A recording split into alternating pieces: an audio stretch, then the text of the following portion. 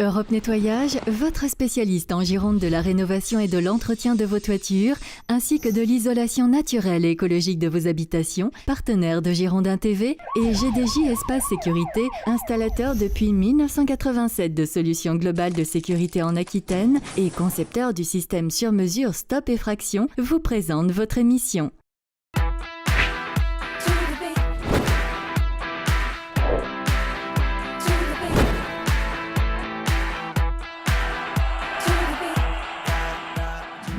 Bonjour à tous, soyez les bienvenus dans le Clubhouse de Girondin TV. On est ravis de passer ces 35 minutes d'information en marine et blanc et en votre compagnie, même si aujourd'hui, et vous le voyez une fois encore, nous nous trouvons au tournoi international de tennis de Bordeaux Primrose avec juste derrière nous. Bonsoir Roxane. Julien Beneteau qui est à l'échauffement, Julien Beneteau qui s'est qualifié pour les quarts de finale de ce tournoi de tennis. On va bien évidemment dans cette édition en reparler, mais nous allons également parler football, puisque aujourd'hui sur la plaine des sports du Hayeur, la traditionnelle conférence de presse s'est tenue, et ce à moins de 48 heures de la dernière journée de Ligue 1 qui verra les Girondins de Bordeaux se déplacer à Monaco. Dans cette émission, vous entendrez Francis Gillot, Julien Faubert ainsi que Nicolas Maurice Bellet. Roxane. Oui, alors on fait un petit point aussi sur Carlos Henrique peut-être, qui a reçu hier matin après l'entraînement son trophée top joueur saison 2013-2014. Les internautes de girondin.com et auditeurs de Gold ont désigné donc le défenseur central brésilien meilleur joueur de la saison avec 34% des voix. Cédric Carasso est arrivé en deuxième position avec 33% des voix, suivi de Grégory Sertic qui complète le podium avec 28% des voix. Alors Carlos a réagi bien sûr à cette récompense dans une interview vidéo qu'on vous propose de regarder, c'est sur le site girondin.com. Et une autre info, selon la presse brésilienne, il semblerait bien que Carlos ait trouvé un nouveau club, Fluminense, sur la base d'un contrat de 2 ans, mais il faut attendre évidemment la fin de la Coupe du Monde Emmanuel pour que le Brésilien puisse signer son contrat. Merci Roxane, qu'on retrouve tout de suite après la conférence de presse et toujours depuis le tournoi international de tennis de Bordeaux Primrose. Vous le voyez, on vous l'a dit, c'est Julien Beneteau. Il est juste derrière, il vient de terminer son entraînement avec son coach Julien Beneteau, on vous le rappelle, qui est qualifié pour les quarts de finale de ce tournoi. Je vous propose d'écouter Francis Gillot, Julien Faubert et Nicolas Maurice Bellet qui étaient donc ce matin présents sur la plaine des sports du Hayeur et qui répondaient aux journalistes. C'est quoi le sentiment pour le dernier match? À la fois se dire fin de saison, on a envie de bien finir, qu'est-ce que c'est dans ta tête les sentiments? Oui, bien sûr, parce qu'après on joue quand même contre une équipe qui est arrivée deuxième du championnat, qui est meilleure que la nôtre, donc je pense que si on n'a pas envie et qu'elle a envie, on peut en prendre 6 ou 7 et ça ferait pas très bien.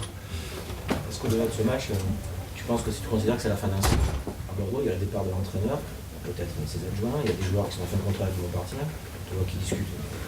Ça part. Est-ce que tu considères que Bordeaux c'est vraiment un virage cet été par rapport à ce qui s'est passé les saisons précédentes? D'une certaine manière, parce que pendant 3 ans avec le coach, quand même, il y a eu un bon bilan, parce qu'il y a eu quand même deux Coupes d'Europe, une Coupe de France. Et le fait qu'il parte, bien sûr, ça va faire un changement, parce qu'il y aura un nouveau coach avec peut-être un nouveau style, et peut-être aussi de nouveaux joueurs. Donc je pense que dès qu'un coach part d'un club, ça change beaucoup de choses. Il parlait lui-même de nouvel élan, peut-être, à donner samedi soir, un changement de staff. Quand on est joueur, c'est aussi comme ça qu'on voit les choses. Quand on a vécu 3 ans comme entraîneur, le soir, on se dit il faut un autre discours maintenant, ou c'est intéressant d'avoir une autre approche.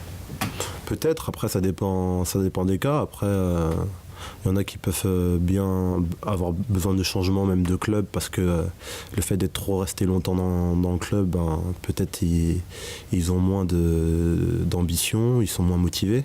Après, on a des cas comme par exemple Marc qui peut rester longtemps dans le même club, Planus. Et donc c'est du cas par cas. 7e, c'est la place de Bordeaux sur cette saison.